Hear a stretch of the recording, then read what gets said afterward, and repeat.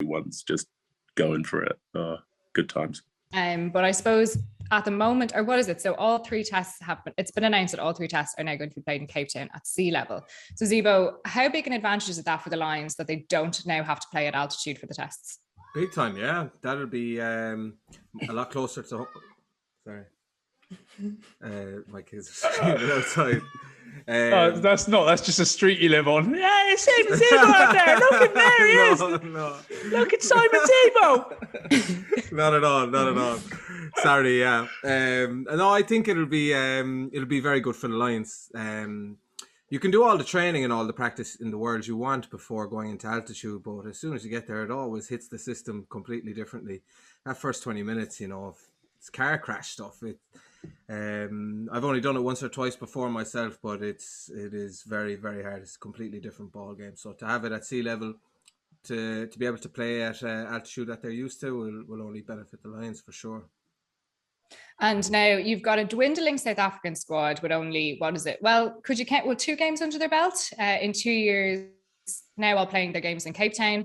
Are the odds forever in favour of the Lions for a series win? Or after the game yesterday, are you all rethinking that? Max, did you watch the game yesterday? Oh, yes, I really did. Yeah, it was awesome, though. I really enjoyed it. They didn't look rusty, did they? No, I thought they were good to go. Yeah. No, there was no ring rust from them. They were like round the corner, stop us if you can. Every breakdown was an absolute war zone. It was class. I was loving it. Dan Staden looked class. The back row for South Africa were juicy. But yeah, it's going to be a hell of a test series. I'd be worried for the Lions, eh? After that, I genuinely looked at it and thought, like the way they're only going to get better. Like the commentators were saying, weren't they, that look, they're starting to blow. A few of their players have had COVID. Yeah, so they're being affected by it. And then you thought, no, they just kicked on and were all right. And so it'll be beneficial to them if they move it all down to Cape Town as well. So now I'll be honest, I'm starting to get a bit worried for the Lions personally. I think that the South Africans proved that they weren't rusty yesterday, and they're only going to get better when they had the rest of the squad in. Were people saying that the Lions were the favourites? Is that it? But I would have thought they were the favourites, the Lions already. Oh, really? I would have thought the opposite. Really? Oh, really? What, because they didn't have much international rugby since the World Cup? Yeah. No, I just thought South Africa were the, so home dominant team at the World Cup, the home team. Now there's no fans there, but knowing their coaching staff as well a bit, I would have thought they would have been big favourites going into. Oh no, that's what I mean. Yeah, no, I agree with you. Yeah, they're already big favourites. Yeah. Ridiculous team. Yeah. I think the Lions have been pretty lucky to avoid any major COVID scares in camp so far. But obviously there has been some bad news for Finn Russell, who suffered an Achilles tear, which may now rule him out for the rest of the tour. So Zeebs, if he's ruled out, how big a blow would that be for the Lions? It would be a huge blow, but I think he'll be all right. I think he's supposed to be back. I was chatting to him the other day. He's supposed to be back training the week of the first test. So next Monday, I think he'll be available to train fully. So that's good for the Lions. It would be a huge blow. Marcus Smith, who flew out recently, is a class player himself. But yeah, I think Finn would be a huge blow to the Lions' chances, especially seeing how they tried to play against South Africa the other day. They had a bit of variation from width to kicking the ball, and I just think if they would have done better, I think if they had Finn on the pitch to whip that ball around and move those big forwards a bit more. So it would have been a big blow, but hopefully he'll be back next week. If Finn doesn't recover for the test match, who would you have starting at 10? Bigger, Big Rye Bigger. Yeah, I would go with Bigger if Finn wasn't about. Me and Zeebs are hard for Finn, by the way. Yeah. Really? Very hard. We're hard for Finn. We're Team Finn. We want him playing, but obviously there's a lot of people that come on in and said, no, he shouldn't be starting. But I don't think he will start, sadly. But I think if Finn was out, then Bigger will end up starting. I don't think Owen Farah had that great a game. I still think he wasn't a couple of errors that led to tries and stuff. Yeah. Yeah. So I think a few people in the game yesterday ruled themselves out of selection, and then there was a couple of blokes that put their hands up like that. Is it Adam Beard, the second row? He was unbelievable. He was so good when he came on. Yeah, people were loving him, weren't they? I mean, he was class, but he was just the way he got around the field. And then obviously we'll move on to the talk of Alan Wynne-Jones coming back into the squad. But even like Maritoje finally looked like he hit a bit of form, and he was just all over the place, wasn't he? Like back to his gnarly nuisance. Complete nose. Yeah, unbelievable troll. Incredible stuff. I thought Tom Curry was epic though. Tom Curry, again, Tom Curry. Like, have they played Tom Curry and Hamish Watson together yet? No, I don't think so. That should happen though. That should happen. I'll tell you another person that I was excited to see in there, Sam Simmons, and you just haven't really noticed. Oh yeah, I know, it's gutting, isn't it? Like he hasn't really got that space and opportunities that he doesn't get at Chiefs. Is that why he wasn't picked for England? Like, you suddenly see him. That's the reason. Like, is it the game plan they play? But yeah, I feel a bit like, I don't know if he's had enough opportunity, but every time I've watched a game, I've just not really gone. I've seen him come on and be like, yeah, here we go. Going to watch him bowl some people and carry well.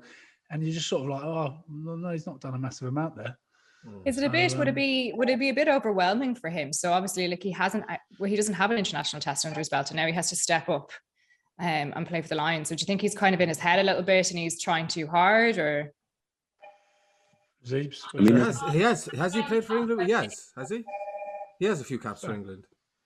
He's got a few from against Italy. He scored like a hat trick. Yeah, he's got a couple. Yeah, one or two. Yeah. So Ronan O'Gara's had his say and stated that he was disappointed in Dan Biggar's performance over the weekend. He said that Dan kicks the ball too much and he doesn't see space as well as Farrell. Do you guys agree with him? Yeah, I don't. I think Farrell and himself are still a little bit similar. So maybe the contrast should have been against Russell. But yeah, I don't know. Would you prefer to see Marcus Smith in ahead of Farrell? Basically, would you prefer to see anybody in ahead of Farrell?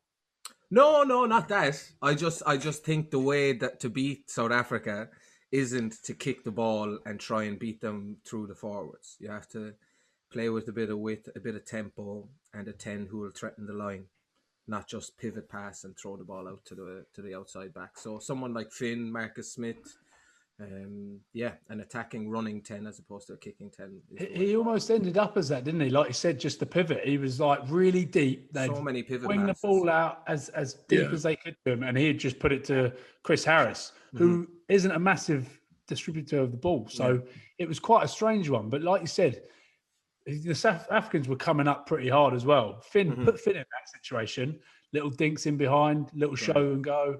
Finn will cut them apart if they start trying to do that to him. So yeah, you're right on that. I think I agree with your thought on Farrell there. Yeah, I mean, I'd love to see. What about was it the right call to bring up Marcus Smith to the squad ahead of, say, someone like Johnny Sexton? Go on, Max. I mean, I like it. In there. Go on, Max. Mate, Marcus Smith's unbelievable at the moment. He's King Midas. He's got hands like Jesus. Incredible player. He's a freak show.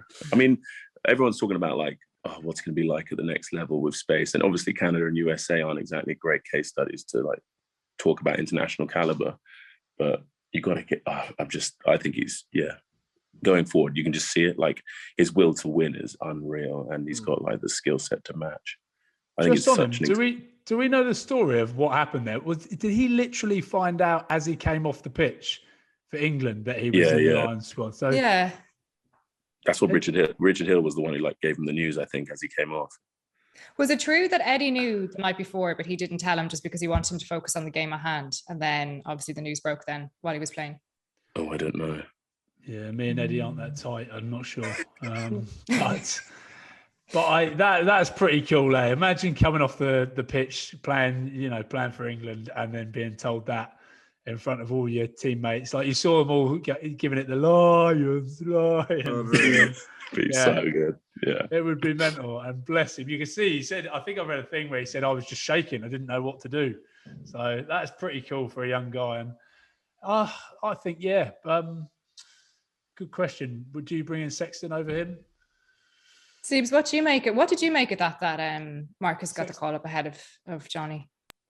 Yeah, I can understand, he's young and he's an attacking 10 who's just won the Premiership, you know, so his credentials are pretty legit as well, to be fair. But if you're going off the Six Nations, which would put yourself in the shop window the most, you'd think, leading into a Lions tour, then it's pretty harsh on Johnny, considering he would be probably the best and informed 10 there.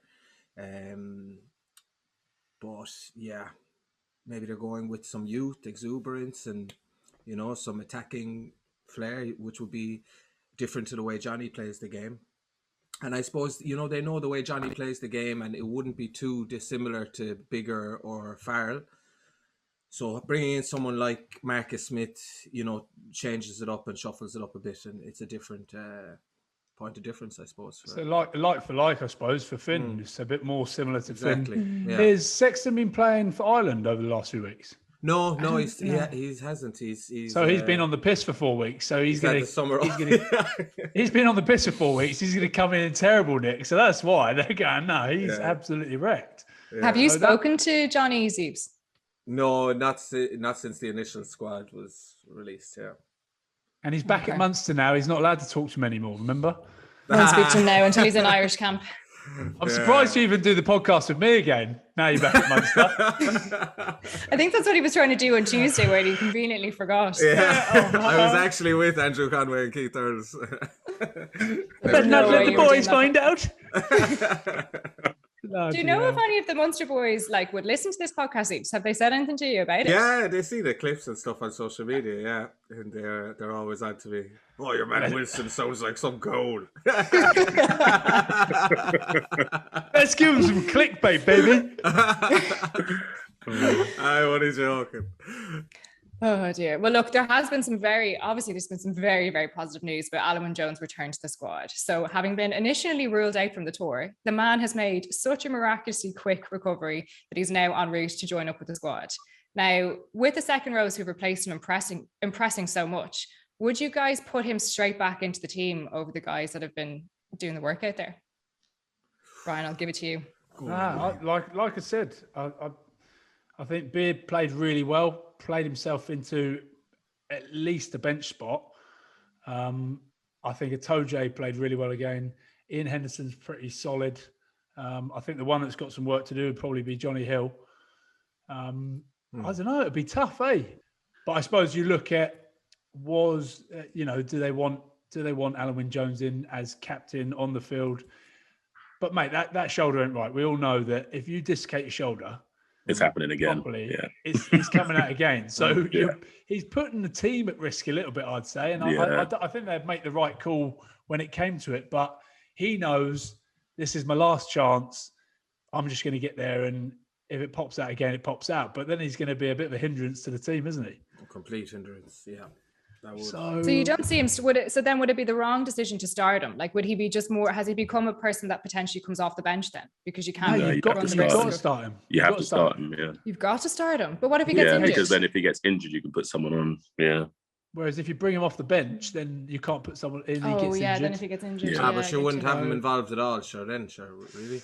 Well, if that's what you're doubting, then you wouldn't run the risk of putting. But it's not like you're playing against a team like Japan or something who notoriously chop players at the knees. You're playing against South Africa who are way bigger than you. And they are just going around. If they find out that you have a shoulder, testing out the suspension. My God, they would happily take a yellow card to mess you up. Poor old Ken Owens. What about Ken Owens having to take those 5-meter taps 20 times in a row? Take the scrum for the life of the man. Take the scrum. Shaking, taking the ball fuck again. By the end, he was running backwards. I saw that. I was laughing. Take my kidneys. The front is done. The front is cooked. Honestly, I was like, what are they doing to the poor bloke? Mate. Give it to someone. Especially when they went 2 cards down and they didn't go for the scrum. I was like, whoa. Yeah, that was just insane, wasn't it? And Trevor and Kanye was already struggling. I was like, just get into it more, pal. Yeah. If you were Gatland, how worried would you be by the strength of the opposition at the moment? That was pretty much an unofficial 4th test, wasn't it? Yeah. A couple of changes, but to both sides, I'd say. But yeah, would you be worried, Zeebs? Very, very, very, very worried. Yeah, I'd be as well. You have to be there. The world champions, and they had pretty much a 2-year layoff, and they came back and you know, not comfortably, but they were the better side. You know, the Lions struggled to get over the line with 13, while the South Africans had 13 men. They squeezed them, they played the power game, and they have a sprinkle of flair. You see Colby and these guys out on the edges who can just amazing. rip you at any second. So I'd be very worried if I was Gatland. You know, you're that team, you could tell who was the world champions anyway. So yeah. Yeah, the Lions would have been set there again. Oh, they'll be rusty. They'll be blowing out their asses. We'll be all right. And then next minute, Shit, why can't we get over the line? There's 13 of them. Oh, I was loving Absolute it. monsters. They're around the corner as well. They're just like standing still carries, and they're just dragging blokes. Yeah, but that's it. They go in twos, Max. Yeah. Literally, will grab hold of someone with a ball and just battering him through. Yeah. It is mental. It was mental. I was talking to the boys today, and I was saying the only thing like that I'm pretty disappointed is you look back 12 years ago at that South Africa, the series in South Africa 12 years ago, and you look at it like they say, like the cauldron is like in that stadium, loads of South African shirts, it's so sad. like a sea of people screaming. Yeah. Back then, they were allowed to like bite each other, poke each other's eyes out, punch the life out of each other. Now they're going to play South Africa, and it's like all they're going to do is just get double up smashes. That's about it. But there's no real atmosphere. Like even in that game, you're just like, oh, it's such a shame there's no fans there. So that's the. I think that would have even helped the Lions. Like playing in that atmosphere actually helps, makes the occasion greater. Whereas now, no fans is just such a shame, and it does make you think, why don't they? They should have done it somewhere they could have had fans, you know. But do you not think the fans would have had the same impact on the Box as well, or the South Africa A? So, I mean, they didn't seem to need any help in how they performed. It is, Not having fans for the South Africans is doubly as hard to play against the Lions now. So, obviously, the Lions, you pick the elite from 4 countries, and the only advantage the Box would have is that crowd. So, not having them is, and for them to have beaten the Lions the way they did, the signs wouldn't be great.